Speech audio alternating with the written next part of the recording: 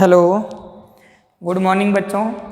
तो अपन समाकलन के बारे में पढ़ रहे थे, डिफरेंट टाइप ऑफ इंटीग्रेशन अपन ने पढ़े थे।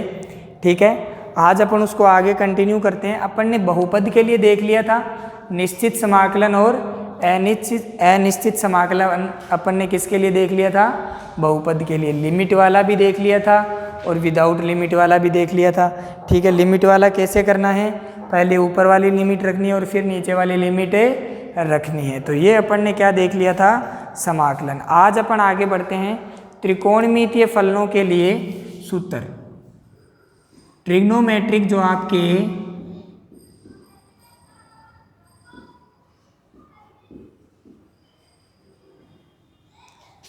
त्रिकोणमितीय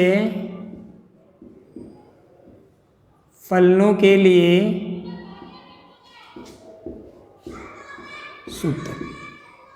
ट्रिग्नोमेट्रिक फंक्शंस जो होते हैं उसके लिए अपन ने अवकलन के अंदर भी बहुत सारे फॉर्मूलेज पढ़े थे, आपको याद होगा। इसी टाइप से अपन समाकलन के अंदर भी कुछ जो आपके काम में सबसे ज़्यादा आएंगे फिजिक्स के अंदर, उनके बारे में अध्ययन करेंगे। ठीक है ना, सबके बारे में अपन नहीं जानेंगे, जो आपके लिए काम के हैं, ठीक है, उनके बारे में अपन अध्ययन करेंगे। बाकी के आप मैथ में पढ़ोगे 12th क्लास के अंदर। ओके बेटा, तो सबसे पहले अपन बात करते हैं साइन एक्स की। Sine x d x. Sine x d x का जो आपका समाकलन होता है वो होता है माइनस कोस एक्स प्लस में सी। तो आएगा ही आएगा। क्यों सर? क्योंकि ये कौन सा समाकलन है? अनिश्चित समाकलन है। कौन सा समाकलन है? अनिश्चित समाकलन। ओके बेटा, पहली बात। दूसरी बात अपन जो करने वाले हैं वो किसकी है? कोस एक्स की। तो कोस एक्स डी एक्स, इसका जो समाकलन होता है वो होता है साइन एक्स प्लस सी। कोई प्रॉब्लम बेटा यहाँ तक? तो इस तरीके से हो जाएगा। ठीक है, तीसरा जो अपन पढ़ेंगे sec square x d x, इसका जो समाकलन होता है वो होता है टेन एक्स प्लस सी।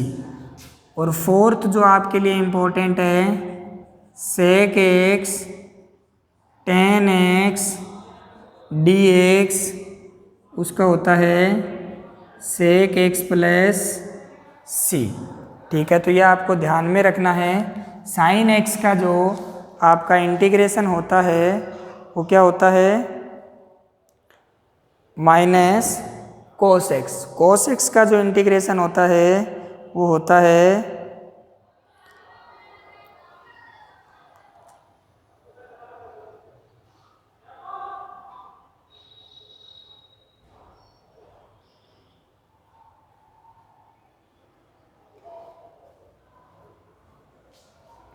तो साइन एक्स का जो आपका इंटीग्रेशन होता है वो होता है माइनस कोस एक्स प्लस सी। ठीक है, कोस एक्स का जो आपका इंटीग्रेशन होता है वो होता है साइन एक्स प्लस सी। ठीक है, इसी प्रकार से sec square x d x का आपका जो इंटीग्रेशन होता है वो क्या होता है? Ten x. और सेक एक्स टेन एक्स का जो इंटीग्रेशन होता है वो होता है सेक एक्स। अभी आपने, अगर आपको ये भी एक और चीज़ ध्यान रखना, जैसे ऐसा आ जाए sign A x d X, तो इसका जो इंटीग्रेशन होगा वो क्या होगा? माइनस कोस एक्स अपॉन ए प्लस सी। ये ए कहाँ जाता है? डिवाइड में। याद होगा आपको, जब आपने यही काम किसके अंदर किया था? किसके अंदर किया था? अवकलन के अंदर। तब आपने क्या देखा था? ये ए कहाँ जाता था? मल्टीप्लाई में। ठीक है, जैसे ऐसे इस टाइप से आपको दे दिया जाए cos A X plus B D X, तो कोस एक्स का क्या हो जाएगा? Sine A X plus B, और ये ए कहाँ आ जाएगा? नीचे। जो एक्स के साथ होता है वो कहाँ जाता है? नीचे। यहाँ पे ए एक्स लिख लेना बेटा। ठीक है, कहाँ जाता है? नीचे। तो ये बहुत ही इंपॉर्टेंट फॉर्मूले हैं जो आपको काम में आने वाले हैं। साइन एक्स का क्या होता है? माइनस कोस एक्स प्लस सी।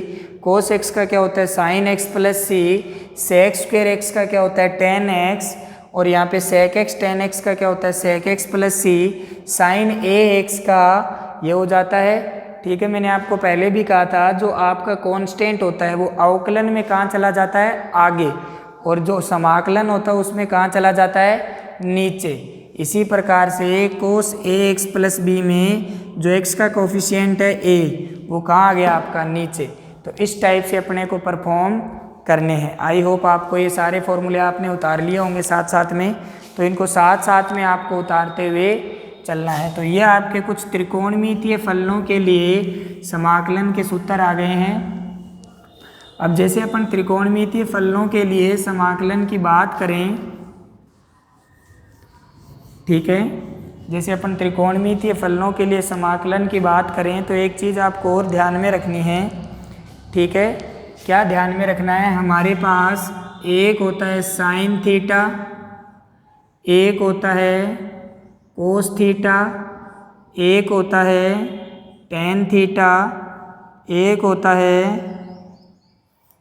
यहाँ पे लिख देंगे कोट थीटा, ठीक है, और एक होता है आपका सेक थीटा, और एक होता है कोसेक थीटा। ठीक है, अब साइन थीटा हमारा किसके बराबर होता है, लंब अपॉन कर्ण के बराबर होता है, पता है ये हमें। कोस थीटा किसके बराबर होता है, आधार बटे कर्ण के बराबर होता है।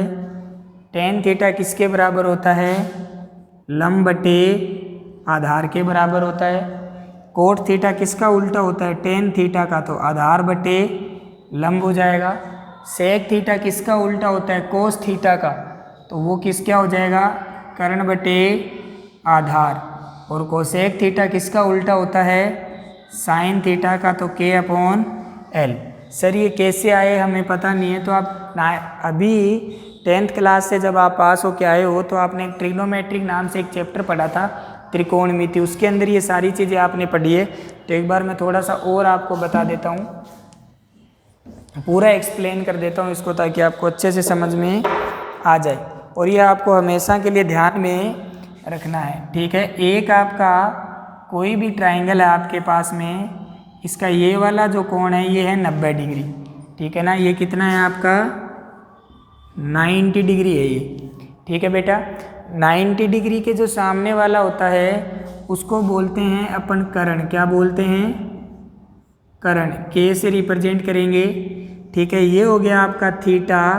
थीटा के जो सामने वाला होता है वो होता है आपका लंब। क्या होता है, लंब, कैपिटल एल से रिप्रेजेंट करते हैं। और जो बाकी जो बच गया वो होता है आपका आधार। ठीक है, आधार, इसको अपन रिप्रेजेंट करते हैं ए से। इंग्लिश में जानने के लिए कर्ण को हाइपोटेनियस, लंब को परपेंडिकुलर, और आधार को क्या बोलते हैं, बेस। कोई प्रॉब्लम यहाँ तक। अब ठीक है, अब इसी के आधार पे अपन ने कुछ ट्रिग्नोमेट्रिक फंक्शन डिजाइन किए। ठीक है, तो एक तो यहाँ पे सबसे जो पहली जो थ्योरम आती है वो होती है आपकी कर्ण स्क्वायर बराबर लंब स्क्वायर प्लस आधार स्क्वायर। तो यहाँ से कर्ण की वैल्यू कितनी आ जाएगी, अंडर रूट लंब स्क्वायर प्लस आधार स्क्वायर। ये आपको बहुत ज़्यादा ध्यान में रखनी है, बहुत जगह काम में आने वाला है ये आपके। किसके लिए वैलिड होता है, राइट एंगल ट्राइंगल के लिए। जब कोण आपका 90 डिग्री होता है तभी आपका वैलिड होता है, समकोण के लिए आपका ये वैलिड होता है। ठीक है, अब अपन बात करेंगे त्रिकोणमितीय फंक्शनों की। तो सबसे पहले अपन बात करेंगे साइन थीटा की। ठीक है, तो इसके लिए अपन एक ट्रिक लिखते हैं। ठीक है, वो ट्रिक भी मैं आपको साथ में ही बता देता हूँ, आपने लिखी भी होगी। वो वाली जो ट्रिक आपने लिखी होगी सभी लिखते हैं। ठीक है, इसके लिए एक ट्रिक बताते हैं, लाल बटे कक्का। क्या बताते हैं, लाल बटे कक्का। ठीक है, इसी क्रम में ये आपको याद रखनी है। ठीक है बेटा, तो ये वाली जो आपकी ट्रिक है ये आपके बहुत ही ज़्यादा काम में आने वाली है, आपको याद रखनी है। अगर किसी बच्चे ने नहीं पढ़ा है 10th के अंदर तो अब देख लिए एक बार। ठीक है, एल का मतलब यहाँ होता है लंब, के का मतलब होता है यहाँ पे कर्ण, ए का मतलब होता है यहाँ पे आधार, के का मतलब कर्ण, एल का मतलब लंब और आधार। तो मैंने आपको यहाँ पे प्रदर्शित कर दिया है कि एल ए क्या है। ठीक है बेटा, आगे बात करते हैं। सबसे पहले जो आपका ट्रिग्नोमेट्रिक फंक्शन जो आता है वो होता है साइन थीटा, और साइन थीटा जो होता है आपका वो किसके इक्वल होता है, यहाँ से शुरू करेंगे पहले से साइन थीटा, फिर उसके बाद में आता है हमारा कोस थीटा। कोस थीटा किसके बराबर हो जाएगा, आधार बटे कर्ण के, और फिर ये हमारा ये आता है टेन थीटा। टेन थीटा किसके बराबर हो जाएगा, लंब अपॉन आधार के, ठीक है ना। तो ये किसके इक्वल हो जाएगा, लंब अपॉन आधार के। आगे की बात करते हैं साइन कोस टेन, फिर आता है आपका, थोड़ा यहाँ लिख लेते हैं कोट थीटा। ध्यान से देखना, कोट थीटा होता है आपका, अब पहले आप इधर से इधर चले हो, ठीक है ना। अब आप इधर से इधर चलोगे तो नीचे वाले को पहले लिखोगे आधार बटे लंब, फिर आता है आपका सेक थीटा, और सेक थीटा किसके इक्वल हो जाएगा, कर्ण बटे आधार के, और फिर आपका आता है कोसेक थीटा, और कोसेक थीटा किसके इक्वल हो जाएगा, कर्ण अपॉन लंब के। ओके बेटा, अब ध्यान से देखो, जो आपका साइन थीटा है वो किसका उल्टा है, कोसेक थीटा का। तो यहाँ से एक रिलेशन और निकल के आता है, साइन थीटा किसके बराबर हो जाता है, 1 अपॉन कोसेक थीटा के, ठीक है। जो आपका कोस थीटा है ये किसका उल्टा है, सेक थीटा का। तो यहाँ से एक और रिलेशन निकल के आता है 1 अपॉन सेक थीटा, और यहाँ पे एक और रिलेशन निकल, टेन थीटा देखो किसका उल्टा है, कोट थीटा का। तो उसको क्या लिख सकते हैं अपन, 1 अपॉन कोट थीटा। तो ये भी आपको क्या रखना है, ध्यान रखना है, ठीक है। अब कोट थीटा के इसको इधर ले जाओ और टेन को नीचे ले आओ, तो इसको भी क्या लिख सकते हैं, 1 अपॉन टेन थीटा, ठीक है। इसी प्रकार इसको भी क्या लिख सकते हैं, 1 अपॉन कोस थीटा, और इसी प्रकार इसे भी क्या लिख सकते हैं, 1 अपॉन साइन थीटा। ओके बेटा, तो इस तरीके से ये आपका रिलेशन आ जाएगा। तो सारे ही रिलेशन आपके बेहद इम्पोर्टेंट है। ट्रिग्नोमेट्री भी आपको आनी चाहिए, क्योंकि फिजिक्स के अंदर इन सारी चीज़ों की ज़रूरत पड़ती है, और फिजिक्स के ही नहीं, आपको मैथ के अंदर भी ट्रिग्नोमेट्री बहुत ज़्यादा सपोर्ट करेगी, क्योंकि अब जो आपके आगे की जो मैथ है वो अच्छे लेवल की मैथ आ जाती है, और उसके अंदर आपको हर एक चीज़ बहुत ही अच्छे तरीके से आनी चाहिए, ठीक है बेटा। इसके अंदर आपको हर एक चीज़ बहुत ही अच्छे तरीके से आनी चाहिए, रटने से अब काम आपका चलने वाला है नहीं, ठीक है ना। तो आपको क्या होना है, हर चीज़ को समझना है और समझते हुए आगे बढ़ना है। तो ये सारे फॉर्मूले आप hand to hand note down कर लीजिए, साथ साथ में स्क्रीनशॉट लेते हो तो आप हो सकता है नहीं लिखोगे तो याद नहीं होएगा, तो अभी इनको लिखने की कोशिश करिए साथ साथ में ही, ठीक है। तो ये आपके इम्पोर्टेंट कुछ रिलेशन आते हैं, साइन थीटा का, कोस थीटा का, टेन थीटा का, कोट थीटा का, सेक थीटा का और कोसेक थीटा का। तो यहाँ से एक रिलेशन बन गया आपके पास। ये सारे जो इम्पोर्टेंट रिलेशन है ये आपका पहला और जो सबसे इम्पोर्टेंट रिलेशन है वो अपन ने बना लिया। ओके बेटा, अब आगे की बात करते हैं, ठीक है। अब इनको आपने नोट डाउन कर लिया होगा, ठीक है। तो ये सबसे इम्पोर्टेंट जो चीज़ है वो यही है आपकी, इसको बहुत ही केयरफुली आप देखोगे, बहुत ही केयरफुली अगर आप समझोगे तो आपको ये सारे रिलेशन समझ में आ जाएंगे। ओके बेटा, आगे बात करते हैं। अब इसमें कुछ और इम्पोर्टेंट चीज़ों के बारे में अपन जानकारी करते हैं, ठीक है। अब देखो, कर्ण स्क्वायर बराबर क्या होता है हमारे पास, लंब स्क्वायर प्लस आधार स्क्वायर। तो इस जो ये पूरी समीकरण है, समीकरण एक को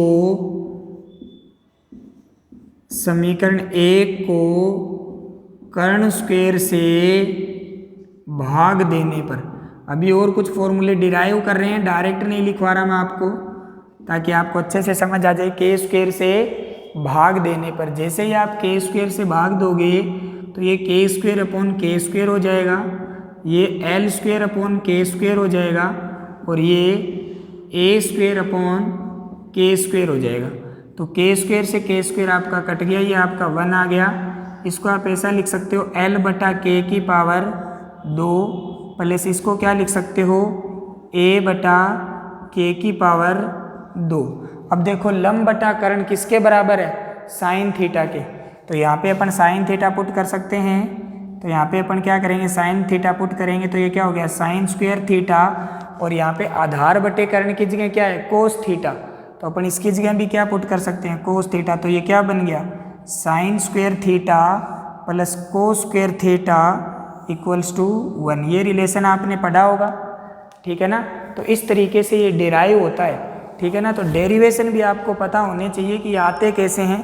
तो sine square theta plus cos square theta equal to 1। हमारे पास एक समीकरण थी के स्क्वायर इक्वल टू लंब स्क्वायर प्लस आधार स्क्वायर। तो समीकरण 1 को हमने किससे भाग दे दिया, के स्क्वायर से। और जैसे ही आपने इसको के स्क्वायर से भाग दिया तो हमारे पास ये निकल के आया क्या, 1/1 इक्वल्स टू लंब बटा कर्ण का होल स्क्वायर प्लस आधार बटे कर्ण का होल स्क्वायर। तो यहाँ से ये निकल के आ गया sine square theta plus cos square theta equals to 1।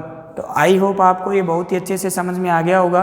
पर ये आपको आना चाहिए क्योंकि आपने 10th क्लास के अंदर बेसिक ट्रिग्नोमेट्री पढ़ ली है बेटा। तो बेसिक ट्रिग्नोमेट्री का मतलब यही है कि आपको सारे के सारे फॉर्मूले अच्छे से आने चाहिए, ठीक है। अगर आपको आ नहीं रहे इसका मतलब आपने ध्यान से पढ़ाई करी नहीं है, ठीक है। तो अब उसको ध्यान से पढ़ेंगे अपन।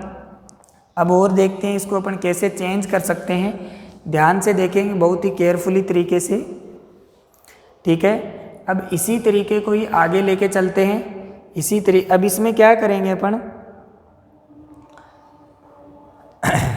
आगे बढ़ते हैं। अब देखो सेकंड केस, यह आपका हो गया पहला केस, आपको समझ में आ गया होगा। अब जो सेकंड आपका केस है उसमें क्या करते हैं, अभी आपने के स्क्वायर से भाग दिया था, अभी अपन एल स्क्वायर से भाग देते हैं। किससे भाग दे देते हैं, एल स्क्वायर से। किससे भाग दे देते हैं, एल स्क्वायर से। तो यहाँ पे क्या बनेगा, k square upon l square equals to L square upon l square equal plus में a square plus l square. तो k square upon l square, इसको के अपॉन एल की पावर 2 लिख सकते हैं, इक्वल टू ये आपका 1 हो गया। और ये ए अपॉन एल की पावर क्या हो गया, 2। अब देखो कर्ण अपॉन लंब, कर्ण अपॉन लंब किसके बराबर है, कोसेक थीटा के। किसके बराबर है, कोसेक थीटा के। तो ये किसका स्क्वायर हो गया, cosec square theta equals to ये 1 हो गया। और देखो आधार अपॉन लंब, आधार अपॉन लंब किसके बराबर है, कोट थीटा के। तो ये एक और आपका रिलेशन निकल के आ जाता है 1 plus cot square theta equal to cosec square theta. ये भी आपको याद तो होना ही चाहिए, साथ साथ में आपको डेरिवेशन भी आना चाहिए। आज के बाद आप डेरिवेशन भूलोगे नहीं। ऐसा कैसे, एक बार के स्क्वायर से भाग दे देंगे, एक बार एल स्क्वायर से भाग दे देंगे, ठीक है। अभी किससे भाग दे देंगे, फिर ए स्क्वायर से। तो एक नया रिलेशन आएगा। तो 1 plus cot square theta equal to cosec square theta. I hope ये भी आपको समझ में आ गया होगा, ठीक है। तो इस तरीके से ये सारे बेसिक टूल्स है जो हमें पढ़ते हुए चलना है, ठीक है। कुछ भी ऐसी चीज़ आपको, फिजिक्स का मतलब ही यही होता है कि आपको कुछ भी याद नहीं करनी, सारी चीज़ें आपको बिल्कुल डेप्थ तक समझनी है। अगर आप हर एक चीज़ को समझते हुए जाओगे तो आपके बहुत बेनिफिट होने वाला है, क्योंकि बहुत सारी चीज़ें हैं, ठीक है। ये तो आपका एक फिजिक्स है, इसके अलावा आपके 2 और सब्जेक्ट रहेंगे, ठीक है। तो आप इतनी सारी चीज़ों को याद नहीं कर सकते। और जो बच्चा फिजिक्स को याद करने की कोशिश करता है उसको हमेशा फिजिक्स फिर टफ लगती है। क्यों, क्योंकि वो समझना चाहता नहीं है, और फिजिक्स समझने के बगैर आप कर ही नहीं सकते। सबसे बेसिक रूल ये है आपको फिजिक्स को सीखने का कि आपको बहुत ज़्यादा प्रैक्टिस करनी पड़ेगी और हर एक चीज़ को बारीकी से समझते हुए अपने को चलना है। एक बार अगर आपके कंसेप्ट बिल्डअप हो गए तो फिर आपके ज़्यादा दिक्कत आने वाली है नहीं। अब ये हो गया होगा, आपने नोट कर लिया होगा, स्क्रीनशॉट लेते रहना। आगे की बात करते हैं। अभी आपने समीकरण ए को किससे भाग दे दिया, एल स्क्वायर से दे दिया था। अभी अपन समीकरण ए को किससे भाग देंगे, ए स्क्वायर से। तो समीकरण ए को जैसे ही अपन ए स्क्वायर से भाग देंगे तो ये क्या बन जाएगा, K square upon A square equal to L square upon A square plus A square upon A square. तो के अपॉन ए का whole square equals to L upon A का होल स्क्वायर प्लस में यहाँ पे क्या हो गया 1 के अपॉन ए। देखो इसमें किसके बराबर होता है, सेक थीटा के, तो इसको क्या लिख सकते हैं, sec square theta equals to L upon A किसके बराबर है, टेन थीटा के, तो 1 प्लस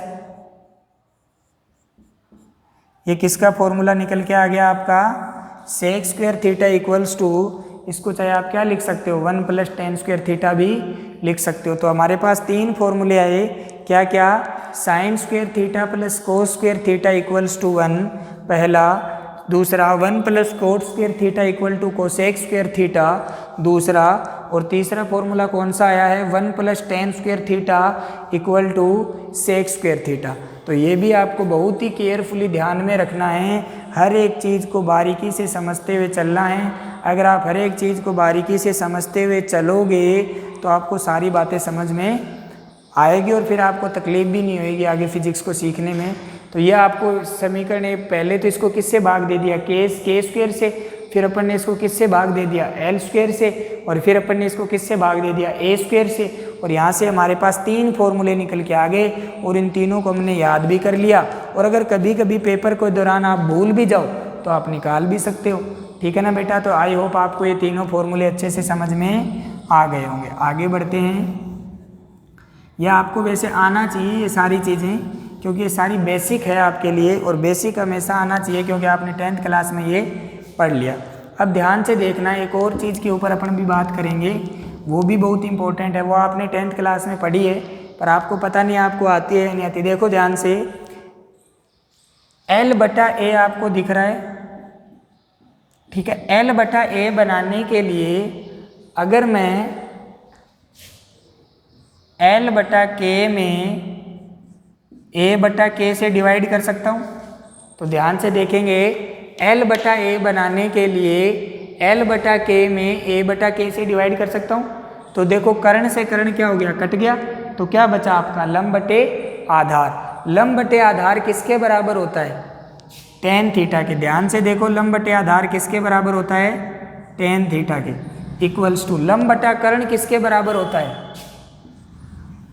साइन थीटा के, और आधार बटे कर्ण किसके बराबर होता है, कोस थीटा के। तो ये हमारा एक और इम्पोर्टेंट रिलेशन यहाँ से निकल के आता है, sine theta equal tan theta equal to sine theta upon cos theta, ठीक है ना। इस तरीके से भी अपन बना सकते हैं। ओके सर, अब ध्यान से देखेंगे, जो आपका टेन थीटा होता है, जो हमारा कोट थीटा होता है, वो किसके बराबर होता है, 1 अपॉन टेन थीटा के। अभी आपने लिखा देखो ध्यान से, तो कोट थीटा इक्वल टू, ये वैल्यू रख देंगे अपन, तो 1 अपॉन साइन थीटा अपॉन में कोस थीटा, तो ये ऊपर चला जाएगा, तो कोट थीटा इक्वल टू क्या आ जाएगा आपके पास, cos theta upon sine theta. तो ये हमारे पास कौन सा मेथड आ गया, दो नए फॉर्मूले भी आ गए। तो आज अपन ने बहुत सारे फॉर्मूले लिखे भी नहीं है, उनको ड्राइव भी किया है साथ साथ में, ठीक है। तो टेन थीटा किसके इक्वल होता है, sine theta upon cos theta के, और कोट थीटा किसके इक्वल होता है, कोस थीटा अपॉन साइन थीटा के। तो ये भी आपके दो इम्पोर्टेंट फॉर्मूलेज हैं जो आपको बहुत काम में आने वाले हैं आगे। आपको देखना बहुत फ़ायदा करती है ट्रिग्नोमेट्री। ट्रिग्नोमेट्री आगे बहुत जगह यूज होती है, ठीक है, और बहुत जगह यूज होती है, तो आपको बहुत अच्छे से आनी भी चाहिए। तो ये हमारा एक रिलेशन और निकल के आ गया।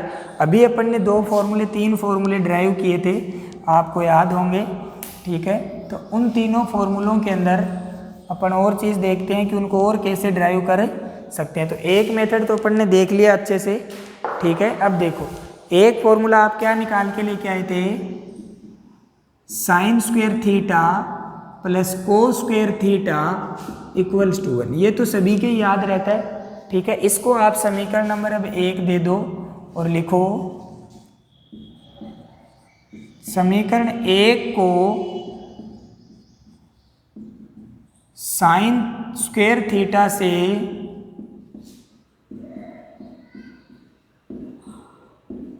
भाग देने पर, अगर साइन स्क्वायर थीटा से आप भाग दोगे तो ये क्या बनेगा, sign square theta upon sine square theta और यहाँ पे क्या बनेगा कोस square theta upon sine square theta और यहाँ पे क्या बनेगा 1 अपॉन साइन स्क्वायर थीटा।